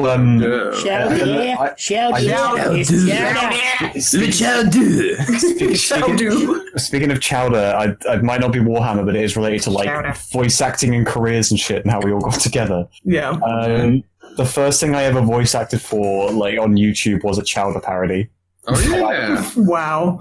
Yeah, like You it- weren't like, even bad in that. no, the guy was looking for people in 2009 for voice actors who could do impressions of the characters from the show Chowder, not the food. And They can do impersonations of the food. yeah, and because I was like 12, I could do it. I could do an impression of You could Chowder. sound like a 12-year-old because Yeah. you're 12. And then 3 years passed. He spent 3 years animating an 11-minute long parody of Chowder that was like a perfect replica of the art style and everything. And it just Dang. has your shitty voice in it. And it had my shitty voice in it. And it was in 2012. Like, this was after the Alpha Legion that came out. And then he just took it off the internet. So now, like, my greatest legacy is now lost to us. Yeah. Why That actually makes me pretty it? sad. Oh wait, I might actually have it. I don't know if someone re-uploaded it. Give me a sec. Yeah. I thought your legacy was. Who would have downloaded it to re-upload it? Like, that takes some dedication to be like, you know what? It's time to download this really obscure video. Yeah, there we go. I got it. I found it. Oh, really? Yeah. What the fuck? I figured someone re-uploaded it. Huh. Okay. I Uploaded with credits removed. We'll never know if it's Thunder or not. Oh fuck! Oh no! remove the fucking credits. Fuck removes the credits. Hecking Who the dang fuck it. states the credits are removed? Yeah, it's like, not only did I remove the credits, I'm fucking proud about it too. I'm Fuck rubbing people it who in. make things. I don't want anyone having the original credit, and you will know that this is not my original work. This isn't my work, but I'm not telling you who it is. You see, this is like when someone steals your own artwork and then you go to like their page and go, hey, can you stop using my fucking artwork with my name removed off it? And they'll give you some bullshit reason like, oh, well, I had to remove it because otherwise... I downloaded it from Google Images. I literally have had that. Someone like stole one of my pictures, and I was like, "Hey, could you stop pretending that you drew this?" And they sent me this like big manifesto of how that they had a really bad day at school and how Who fucking who? Yeah, it's like, okay, that doesn't mean you get to steal art. It's like, I'm sorry, I just found it on Google as if that's a defense. So I found it on Google and pretended it was mine. I left for like 3 minutes, and you're talking about something I actually can add something to. Yeah. That's so lame. I don't think how much... Like your art stolen so much because it's so gorgeous. Oh yeah. Thank you for the compliment. I do indeed. I actually wanted to mention that your Fulgrim Ferris Mattis image that you drew fairly recently, that one was amazing. Oh, thank Good you. job. So good. I'm trying to do some color finally because I've been drawing black and white for like the last 5 years. So I'm kind of developing a taste for it. Yeah, it looks really, really nice. Absolutely, yeah. It's a whole new world. Thank you. It was very well received, which I appreciate. So. Gonna do more of those. You definitely should. Mm-hmm. It is kind of no pressure, but they're like the best things ever. It's kind of true because I've seen your art like for years and years and years and years before like speaking to you at all, and it's so it's like kind of a little strange because you've sort of been in my like feed on various like social medias for years, Yeah, Existed and then you just appear all of a sudden like, hello, I'm real. And we're like, what? Yeah, I'm a person, actually. It's kind of silly because I say a lot that a lot of my drawings, especially like the Primarch ones, they live their own life at this point. So I was trying to like sometimes tell people to like maybe tag me or like mention it's mine, but I barely ever bother anymore just because it's just like everywhere. Go to my Facebook and I see like 10 of my drawings. I'm like, no, whatever. Okay. Yeah. It's not bad though. I mean, I kind of, I always wanted my work to be known instead of just like me as a person. So it's kind of, that's better if it was the other way around. So same thing Yeti does as well. One thing I do want to see you draw one day, I want to see do that, a picture of the scene where Conrad Kurz beat the shit out of Rogel Dawn. Oh yeah, definitely. I'd love to, and many more scenes with Conrad Kurz. Actually, I've been a while since I made any drawing of him.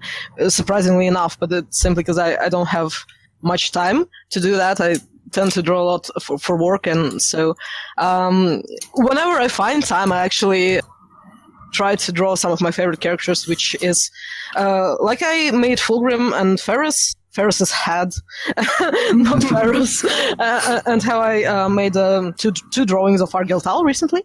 So I'm kind of trying to balance it out a little bit and to be able to draw a little more for myself, something that I really like care about. Yeah, your favorite legion is the Night Lords, right? Yep. If anyone noticed that. I don't know. I think I just picked that up in the air somewhere. But yeah. Yep, that's true. They are indeed. And you also did a picture of Soltaris where he doesn't look like a monkey. Oh yeah, recently. That's true. I was always so confused. When I was reading Fulgrim, well, I mean, Saul kind of appears in a lot of early heresy books.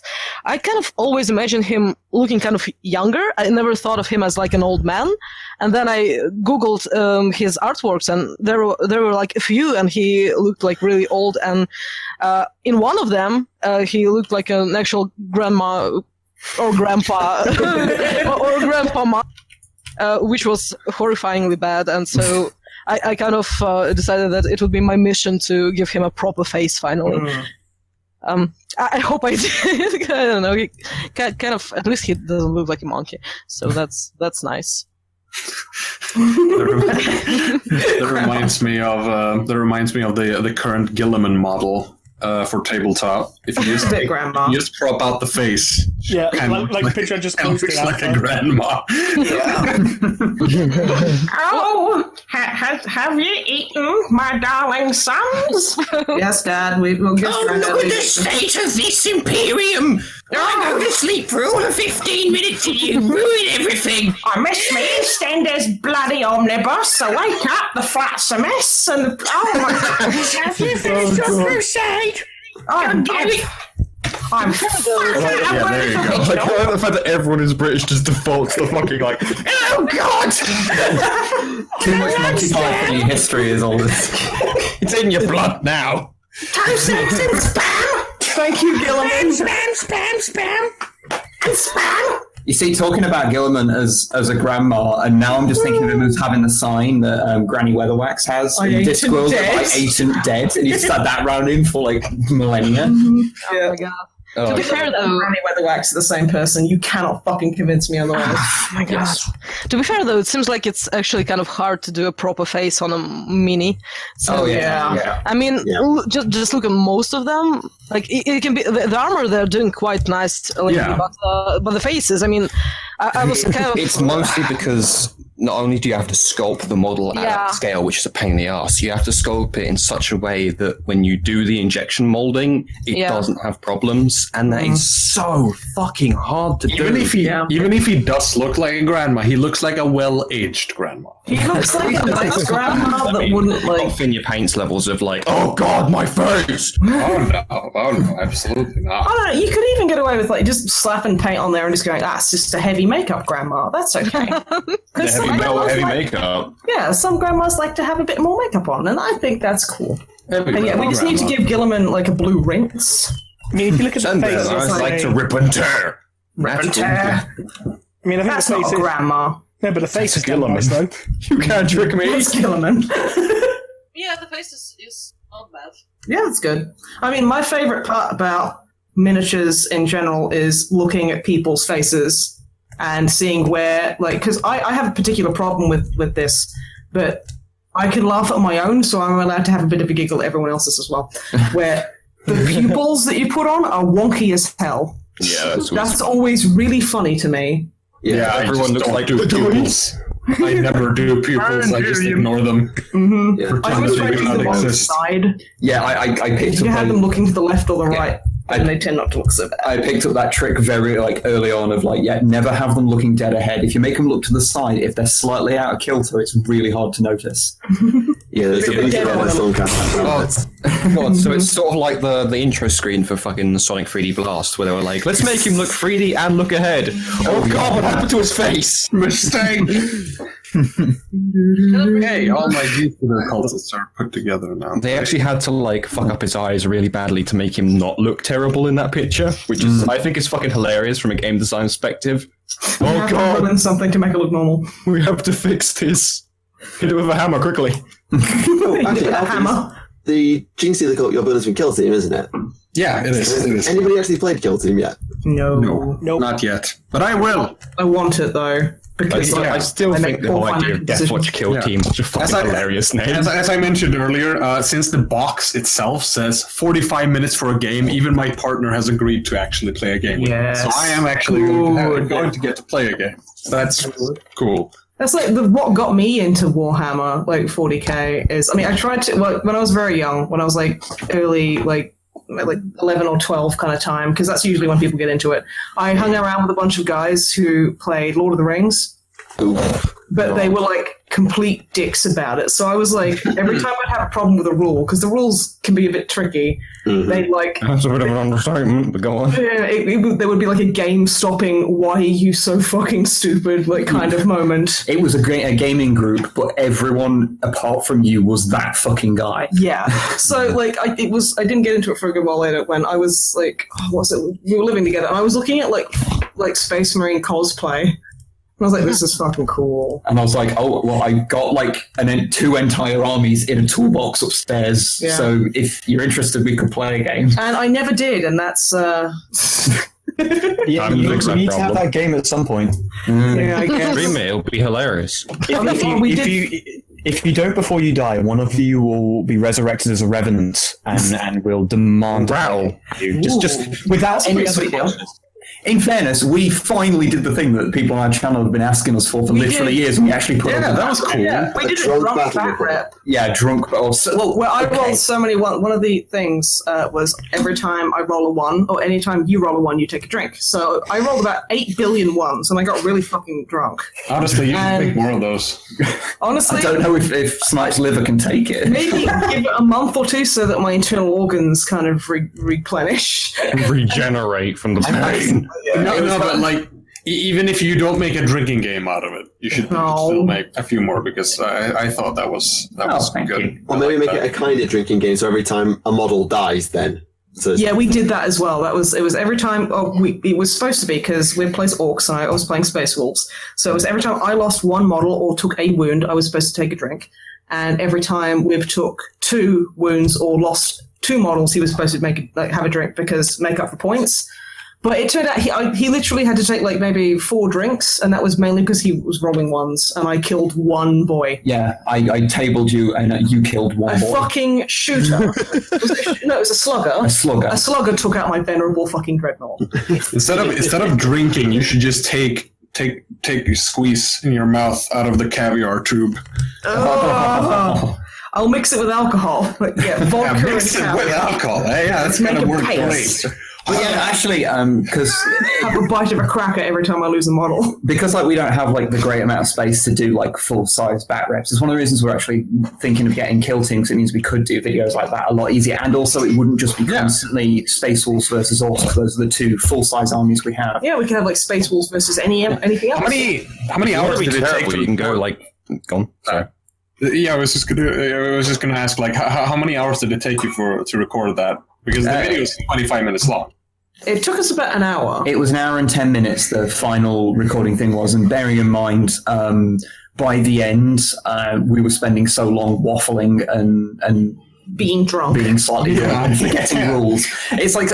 So, I mean, people left like comments saying like we got rules wrong, because we've played basically we played like 2 games of 8th before doing this video. Yeah, so we still weren't massive. So these games were ages ago, and we had like a quick like couple of test games so that we at least know how to play. Okay. But obviously, we're drinking at the time, and learning how to do a bat rep whilst one. What did you get wrong, if you remember? I could re-roll ones with my lieutenant. And I had a Primaris lieutenant. Forgot to do Overwatch with you on the last thing. And people were leaving comments on it, like telling us things got wrong, which isn't entirely a bad thing because we're new to the edition. So actually having someone effectively redline your gaming is kind of useful. They weren't being jerks about it. They weren't like, well, actually, you absolute fake 40k fans. But it was kind of funny because there's a bit of your mind that goes sits and goes, I'm not being funny. You're correcting me, and you're right, and I appreciate it. But also, we were getting kind of drunk, so the fact that we can even remember the order of the turns, the fact that I remember that I was playing 40k is pretty impressive. The amount of fucking drinks I had to take, Jesus.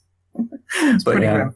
But yeah, I was thinking of Kill Team would be we could do bat reps of that really easily, and it means that like things that we've got like a stub of an army that we wouldn't be able to do like a full bat rep with. Like I've got the vague remnants of an idea of making a Cornet Imperial Guard army, and I never did anything with it. I've got like a couple of squads built. I'm like, well, I could build a kill team around that. Like, so finally, those models that you kind of bought as an experiment, you can actually find a way of using them. So like, I'm interested in that regard. All those one-off. I'm actually quite happy that the quote unquote battle report that I uploaded was covered up in like animation. Because that way, no one really noticed if we had done something wrong and gameplay wise. Now, I don't really think we did anything wrong, like broke any of the rules or got any of the rules wrong. I just kind of sucked at playing, and that was the like prime problem. You got fucking obliterated in that though. Yeah, I'm really happy because the next time we're doing a tabletop thing, we're actually having 2 people who could play the game. Like, actually, it is useful if someone who can play the game is present when you play the game. I mean, as a rule. Yeah, exactly. Alpha, can we reveal the dark secret from that game though? That first one. Oh, wait, the first one? Yeah, the one for we episode 26. 26? Yeah. What do you mean? So the reason why the Scions are even alive. Oh, it's because you played them? Yeah. The reason they didn't get killed, and everyone was like, "My God, the Grey Knights died, and the Sisters of Battle died, but the Scions are fine." It's like, because I purposefully kept them out of charge range and just had me on the side. Me and all of us were playing, and then Thunder joined the call, and I was like, "Hey, you want to play the Scions?" Thunder's like, "Yeah, all right." And then he played them, and then they survived, if only because Thunder was kind of like... So you can clearly see the change when they were standing in the fucking bombardment zone, and then suddenly they were like, yeah, maybe we shouldn't be here. Yeah. But it is funny seeing how the tabletop actually doesn't translate well to lore. The Sisters of Battle not shooting because of the Taurox thing is just like... Honestly, Can you believe that it's been like 20 odd episodes until we made that joke, though? I mean, that is so bread and butter of like, make a funny 40k meme. I cannot shoot kites in my way. You know, it's so bread and butter. It took like fucking we have 4 years. barely done any actual tabletop jokes. It's just now that we're actually like capitalizing on the tabletop mind. Prime me mistake. Started digging out jokes out of that one, but. It's fun, though, like, actually having a reason to play tabletop. Yeah. On a completely semi-related note, so we're getting closer and closer to real-life 40k now. I just got a new scientist article sent to me about how they've just successfully created a human embryo with no egg, no sperm, and no womb. They've fucking made a human being with no human being involved. A human small being. That's awesome. I can't wait for them to all and then that's so fucking grimdark, though. I mean, man, printed fucking printer. Yeah, baby printer. Yeah, but that baby... Hello? Oh, shit! That baby will grow up, and then they'll send it back in time, and then it'll write Inquisitor, and this whole thing will loop again. That wasn't me this time. Or me. I want that for the record. That wasn't me. Or me. Like, we cannot prove you didn't have some sort of fucking voodoo doll magic going on there to do that. I will say this. According to this Guide to the Inquisition, there's a space station called Boner's Reach. God damn it. Good. Boners within reach. I love it. Is there the last Halo game? Boners within reach. Yeah. Beautiful. Halo Reach! But yes, Are you talking about Halo Reach? Excuse me? magic baby person thing. That's kind of interesting. Weren't we talking about Gen Con at one point? Oh yeah, Gen Con. I wanted to say real quick, that kind of reminds me of the way they create custodies from the new 8th edition. The Imperium's greatest rat killers. They just take babies and alchemy them. So the custodians are basically just a continuation of the Thunder Warrior technology. And not grown from scratch they originally were.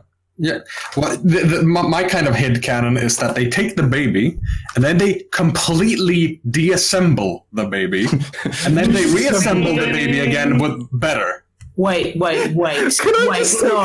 This is thank you saying, and then they disassemble the baby as my fucking text alert, please. So seriously, that sounds like Death Stranding. I'm sorry. Yeah. Someone enlighten me though. At what age they would make a child into a custodian? Because I remember, I think in Master of Mankind, it was. I'm not entirely sure which one exactly it was about, but it was. Oh yeah. I think so pretty much Constantine came to this woman to take her child. And what age was the child exactly? That's what I'm wondering. I don't think it was specified in the book. I'm not sure. I might be misremembering though, but.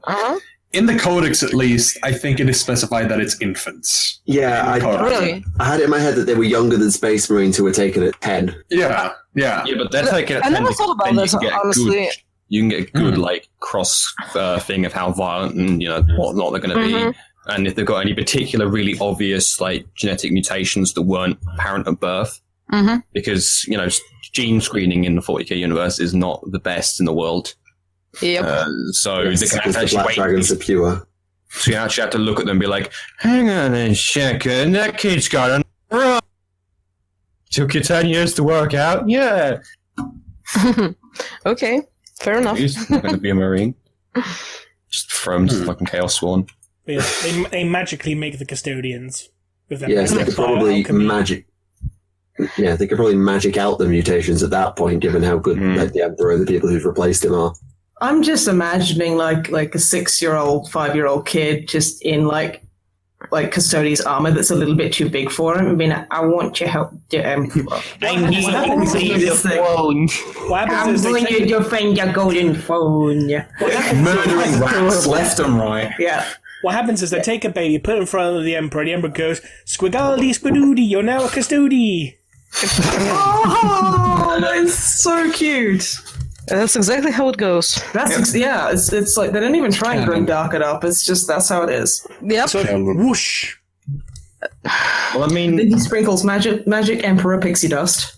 Yep. speaking of Magic Emperor Pixie Dust, is it canon or is it just bullshit Imperium propaganda bullshit they normally do? That his fucking tears cure cancer and shit? Where's that from? I remember like Chuck Norris. No,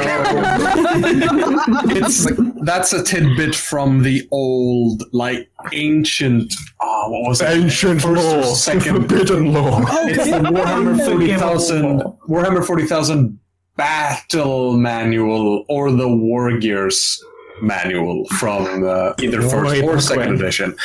It's just a small tidbit where it says that the Emperor just sits on the throne and constantly cries because every time a soldier loyal to the Emperor dies, he fells a small, minuscule tear that is smaller than the smallest, like... If he drops a tear every time someone in the Imperium, like a soldier, dies in the name of the Imperium, it must be coming out of his face like it's a sprinkler system. It's probably just leaking, and they're trying to explain it like, no, he's crying. When an especially bloody war goes on, it starts sprouting out like it's just pours down. That's specifically. I just got stung in my eye, Endymion. Yeah, just like when there's like again particular bloody war, they just push him out into the Imperial Gardens and just let him go nuts. Yeah. Thrown around a little bit on a little wheel. Pop on like a turn thing. It's like just spin him around. Now this dogs playing in him, you know. Didn't they make psycho grenades from his poo or something? No, that was no. They make the bullets for the Grey Knight like Mega Bolter out of literally his shit because it's so psychically powerful. They're like, we could use this. It's not even so psychically powerful. It's just so full of fucking protein because he's a huge boy. I'm eating my fiber. The Emperor a demon with dietary fiber. No. Beautiful. Seriously though, this sounds like Imperial propaganda because it kind of sounds like someone, I don't know, from North Korea would say like they're like Kim Jong-un doesn't shit and stuff like that. However, in this particular book, it is specified as being non-Imperial propaganda because they actually make use of the tears. The custodians vial the tears and then they're sent out as grenades. Has anyone ever seen? God damn it! I thought they were a cure for cancer instead of fucking grenades. Has anyone? Yeah, there's actually actually war gear choice for Sisters of Battle, if I recall correctly, as well. Yeah. Yeah. You know, now that I think about it, a grenade sort of is a cure for cancer. I'll tell you what, it's a cure for everything. Yeah, you got a migraine. Take one of these and just stay out of the blast radius. Take one of these and don't come back. Would you guys mind if I engage in a conversation with the Remleiz? Because I kind of wanted to discuss some Black Library stuff. No, go ahead, go on. Talking about 40k on Adeptus Podcastus. I know, right? I was thinking August is kind of a good month for Black Library because, there's a lot of stuff that I'm interested in, including Slaves to Darkness and the Lords of Silence limited edition. But also, there will be this audio thing, which is Lords of Terra, which includes 3 of the short stories that have already been released in digital format. So I'm a little confused. Is this going to be CD, or are they just selling them all together digitally? I think it is a CD. That's kind of interesting because they haven't been doing CDs for a while, and if it is a CD, I'm gonna grab one, even though I have mixed feelings about Curse's face on the cover. With a big smile. It's like, hello there, I'm going to murder you. Seriously though, I mean, it's like the drawing is well made in terms of like armor and stuff like that, but his face, it's like he's in a toothpaste advertisement or something. Fresh goes better for Mentos. Oh yeah. Mentos Freshness. I was just Looks like they've used the fucking WhatsApp. WhatsApp, the face app thing. Yeah. I tell you why he's smiling. He's singing "It's Raining Men" while he's dumping those corpses onto that city. Yeah. Dang. Hey, also, real quick, I found the tears thing. Tell me when I should read it. Okay. Tell me when you're done, and I shall read it. Yeah, so you think it's gonna be a CD? That's interesting. I'm gonna grab one if it is a CD because I'm trying to own everything Night Lords related in any format. Successfully, by the way. So. I mean, considering that the MP3s have already been out for each individual story, since there's all 3 of them, I imagine it being a CD. I hope so because it wouldn't make much sense if it's just 3 of them in MP3 for some reason. Also, Slaves to Darkness is out tomorrow, apparently. I'm excited. I'm kind of almost catching up on the Heresy already. I'm gonna finish Old Earth soon, and then I'm gonna read Wolfsbane, and then I'm gonna read Slaves to Darkness. So it's great that it's coming out finally. Lords of Silence also, the limited edition looks sick. Gorgeous, that limited edition. And I mean, speaking from experience, normally they look even better in real life, so I'm super excited for that. It's true. And I hope that I won't get a shitty number. It'll be one of those weird moments. You know when you're catching up on a series and you finally catch up and you're waiting for the next one? Like, with Heresy, you've got 50. That's where I'm trying to get, actually. I'm kind of jealous of people who are just starting out with that, because you have so much good stuff to experience and so much not that good stuff as well. It's kind of the reason why I'm trying to organize this reading group, just so we can get through the Heresy books and kind of force each other to just go through with it, because I kind of want to catch up with it, but it's kind of hard. It's exactly what I'm trying to do right now, and it's I mean, it's been a while, but I'm getting there finally, so that's nice. I want to climb this mountain together. I mean, you're a prestigious mountain climber in having actually almost to get to the top, but we mere mortals need. I walked over a hill once. I was just going to say, in Old Earth, have you gotten to the bit with Eldrad and the Slann yet? Not yet. I think it's chapter 8 or something, so I still have quite a few chapters incredibly interesting. Get through. I just read Ruinstorm, by the way, and I was so confused by it because I've been. So I've been reading it, and I was pretty much zoning out for the first 2/3 of the book, so I already blocked all of it out of my memory. I can't remember shit. Oh, no. I felt the same way reading Path of Heaven for most of it. So it was kind of boring, and then at chapter 13, I think, the Necrosphere appeared and lured me in.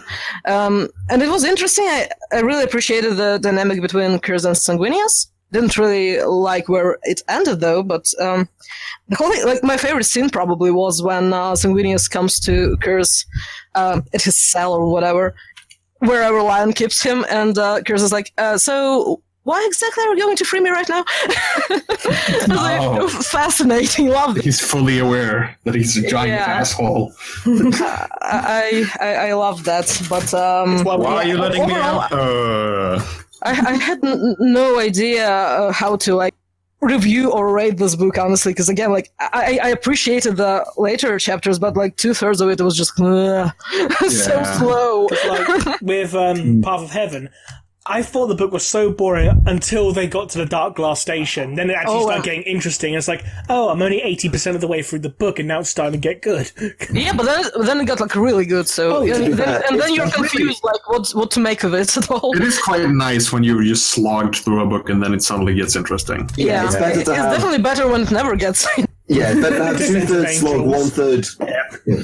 But the first 2/3 are slog, and the last third is good, rather than the first 2/3 is really good build up and it doesn't pay off. I had this experience. I think was it Cybernetica? I think So I was reading it, and it started out quite cool, and I was like, oh, that's going somewhere, and then it never did. So I was just like, why? You tried, and it almost got there, but no. Yeah. Hey, by the way, tears. Oh yeah, tears. Yeah, I'm gonna read this passage now just because I found it. The Emperor is a massive fucking crybaby. Warhammer 40,000 War Gears book from that's like early, like one of the first books that was released with second edition. Yeah. So it says, every time a human warrior dies in battle, the Emperor's shriveled eye shreds a single, barely perceptible tear. His custodians collect each tear in a golden cup and carefully fill tiny vials with the precious liquid. There are few talismans in all the galaxy as potent as the tears of the Emperor weeps, suffused as they are with his unimaginable might. But so tiny is each tear that each small vial itself, but the size of the tip of the smallest finger, contains thousands of individual tears. Only in the bloodiest wars does the Emperor weep freely, so that the golden cup runs over, foretelling of terrible destruction of the Emperor's armies. I thought he read an Ian Watson novel. I love it wouldn't be tears if it was a... every time something sexy happens in the Imperium. Nothing sexy happens in the Watson novel. Somewhere else. That's a silver cup for that one. No, if it's a jug you leave on the micro. Oh no, I'm not bringing out the bloody radiator jug. I'm sorry. Oh no. Oh boy. No. I think we're all going to bring this up. Did I just hear Rem go, what? Oh no. I don't know about the radiator chug. You should not be glad. For our audience, please enlighten us. Handbow? Handball. That's a game you play with tennis. No, handbow. There's just a weapon here because this is a weapons manual. There's one called the handbow. Oh, it's a crossbow. Is it like a tiny crossbow you hold like one hand? Yeah, handbow is a pistol version of a crossbow. It's a baby. I think that exists. That's a real thing. The baby. Why is it here? So, it's very important. About this radiator thing. If people are really accurate in the Imperium in the name of the Emperor, he cries tiny crossbows. Musket? Why is there a musket here? By the way, here's literally the most potent psychic ability ever. Oh, and here's a crossbow and a musket. Fuck off and go to space. Here's a fly swat on the back of a fucking flip-flop. Yeah, In fairness, that also has glue gun as well. Glue gun, ooh. Yeah, it's the Emperor's holy glue gun. They're called this book smells so old. That is the best smell of books, though. In fairness, that book's from the old. Really old. It smells like a basement, like mom's basement. That's what it's like. I got the breaking down of old book glues is a minor hallucinogen. I got a book from Amazon, which is if anyone's heard of it, Worlds of Power novella. They were put together and they're based on properties that were on the Nintendo Entertainment System. So there's like Metal Gear ones and Castlevania 2 ones. So it's basically like a novelization of Metal Gear. But written by an idiot. I've heard of this. It's terrible. And it smells like Grandma Gilliman's britches. Oh my god.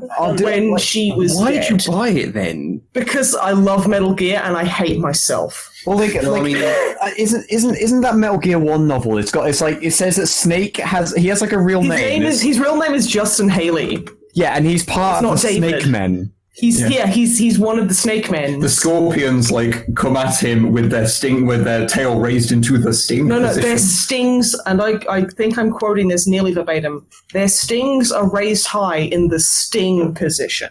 Oh. Oh my god. Yeah. Also, in the first chapter, he covers himself in mud and pretends to be a panther to scare off other panthers. Personally, I preferred the Castlevania 2 one, in which it's basically a kid who is put into the Castlevania 2 story, who was a big fan of the original Castlevania. And he's addicted to chocolate chemically. Yeah, this kid metabolizes like a nuclear submarine. Like if he doesn't eat chocolate, every 5 minutes he starts getting faint. Yeah, it's ridiculous. And every boss is beaten by given him chocolate or whatever. They have carefully every boss is a dog. It carefully excise all the violence from it. And I don't know, if you know much about Castlevania, but there's a lot of violence in Simon Belmont does not solve many of his problems without whipping them in the face. Chocolate.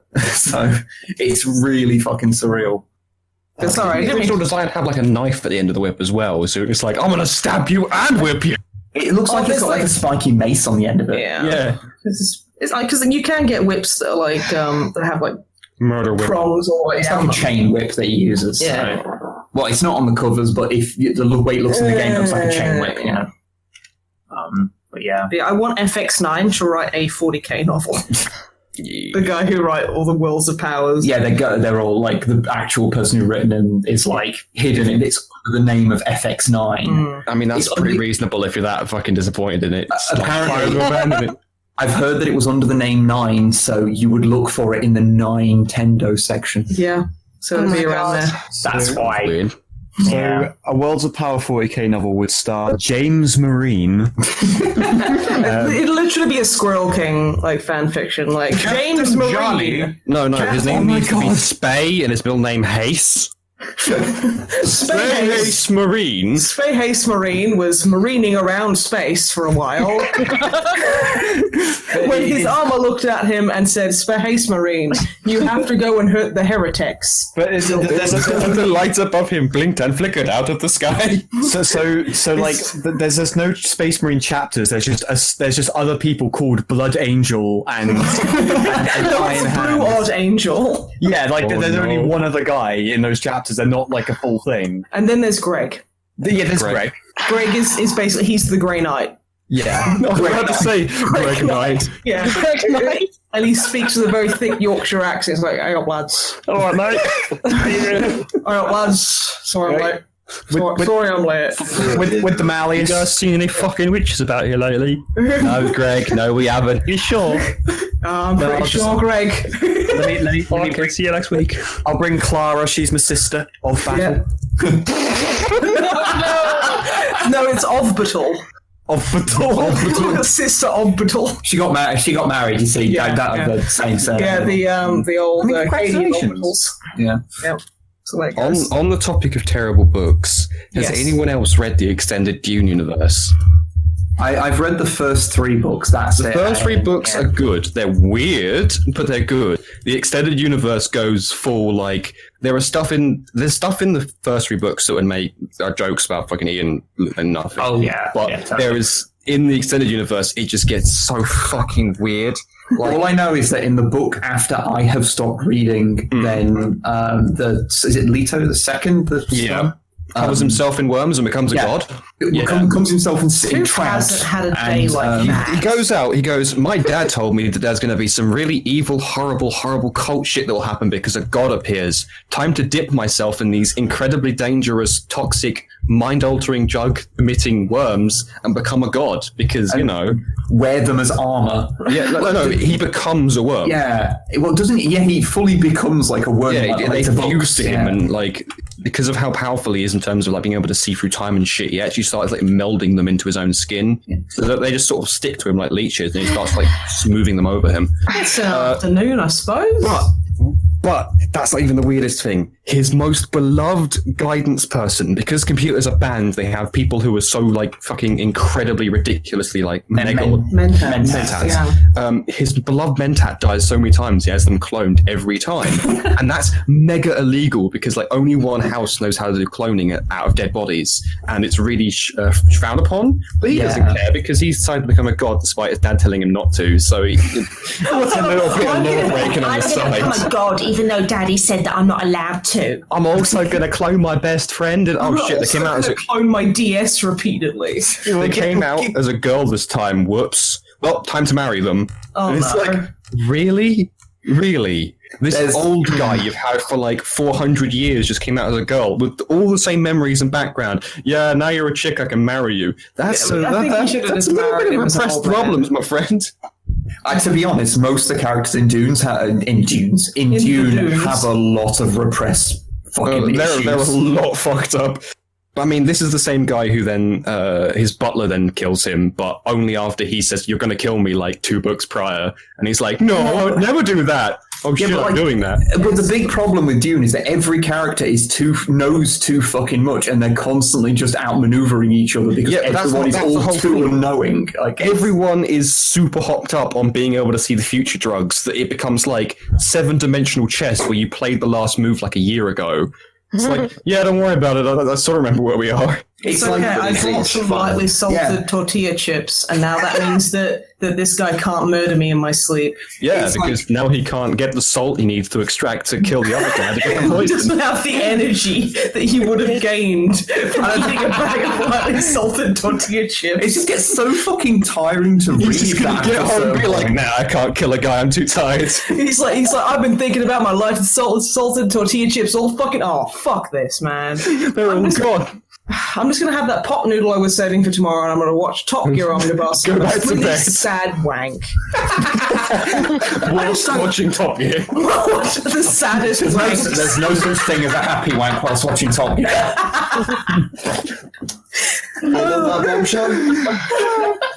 The problem is all this dipshittery is not that far off from the actual shit that goes on in the books. Yeah. And I've been trying to get Alpha for ages. I've been being like, hey Alpha, we should do a joke about this. Hey Alpha, we should do a joke about this. Yeah, I know. So much of 40k is almost directly referenced from Dune. Like God Emperor, all sorts. And it's we need to have a joke about that somewhere. We need to have like fucking Raconian. Mr. Harkonnen. Pretty sure that McCrag, before it became like an ardent green nice planet, was actually just a giant Dune reference. Like a giant most likely planet where you fished up like land shrimp. I mean, if you look at the Rogue Trader stuff as well, the houses and such play so much of a bigger role there, and they just disappeared because they were like, "Oh shit, we can't be that We close." are kind of copying this shit wholesale. To be fair, there's a lot of just aesthetic similarities even back then as well. Does anyone remember the part where the Emperor gets Sanguinius resurrected, but he comes back as a girl and goes, "I guess I'll marry you"? That was the best bit. Oh yeah, I honestly think about that at least every day. You know what? I'm going to Google see if someone's written a fanfic about that, and if it hasn't been written by the time this actually no, it wouldn't be written by the time this goes live because no one would know about it. Fuck. I just need to borrow the computer for a moment. Could everyone leave me alone? Oh dear, oh dear, oh dear. Did anyone manage to get hold of Zoran? No, he's dead. No, I'm sorry, you had to find out this way. Oh, he's in the stream vomiting up tuna. What? Yeah. Oh, yeah. Not in like a river. He's in an actual stream right now. Oh yeah. He's still busy vomiting. Yeah, that's what he's doing. And so we come full circle. Yes. Time to go back to Ian Watson. Okay, so Ian Watson. What happens in that case? Welcome to the Ian Watson cast. Thank you for showing up. I've been Ian Watson. Over there is Ian Watson. I've been Ian Watson. I've also been Ian Watson. I am Ian Watson. It's me. Ian Watson. Is that Michael's head we hear? I think that might be Ian Watson's head banging. I am Ian O'Megan. And welcoming our guest host, CS Godo. It's me. CS Godo. Seasgoto probably sounds exactly like that. The funny thing is I love the fact that most people now recognize him as that fucking meme picture of the black guy on a motorbike. I don't even know what he looks like, and I'll be upset if he isn't a black guy on a motorbike. It's just so ingrained into me now. Oh. Did I mention, Michael, that I'm really, really sorry? It just all went downhill from there. I started by fucking up the intro, so it's yeah. So if you think about it, Michael, it's your fault. This is sure. Sure. Right. So that will be episode 50 of Adeptus Podcastus. Shall we just never do this again and never speak of it again? Yeah, let's do it next week. Next week, yeah, this is great. Next week, It could be a funny yearly thing. featuring Ian Watson. Next week, you're joined by Ian Watson. Hello, Michael. It's really nice to be on your podcast. Geez. Have you ever thought about maybe putting dicks in the logo? Just a couple. Nice. Just a couple of dicks. Nice. Do you know what I just realized? Have you seen this new tower weapon I made? It's just a sword of dicks on it. It's beautiful. I just realized Dick that shower. me and Snipe didn't even get around to talking about Robert Patrick's balls. I know. What the fuck? Worst podcast ever. I don't think that was mentioned once either, yeah? No. Absolutely. Oh my God. And now there's Hanging from the lamppost, a sexualized Battenberg. glistening with sexual splendor. Like a mountain. A mountain of sex almonds. Holy shit. The taste, almost like cyanide, yet just far enough. The danger, I think the pleasure. trying to do the outro. We're talking about dangerously sexy almonds. Actually, God, this has been a fucking blast. I'm glad somebody enjoyed it. I hope Right. Before this degenerates any further, thank you very much for watching, everybody. It's been an experience, and we'll see what happens going forward. So, this has been Tactica Imperialis. This has been Remleiz from 40k Theories. This has been Ian Watson. Everyone else. I am Alfarius. We're a collective Ian Watson. Yes. We have been Snipe, Wib, and Ian Watson. I can't wait to see the intro that's animated. It just has like a bucket of Ian Watson being poured out. This has been the Livid Media Critic. Right. Ian Watson we'll- Legion. Yes, and we will see you all next time, assuming that my brain has recovered. Thank you very much, and goodbye. Bye-bye. Bye.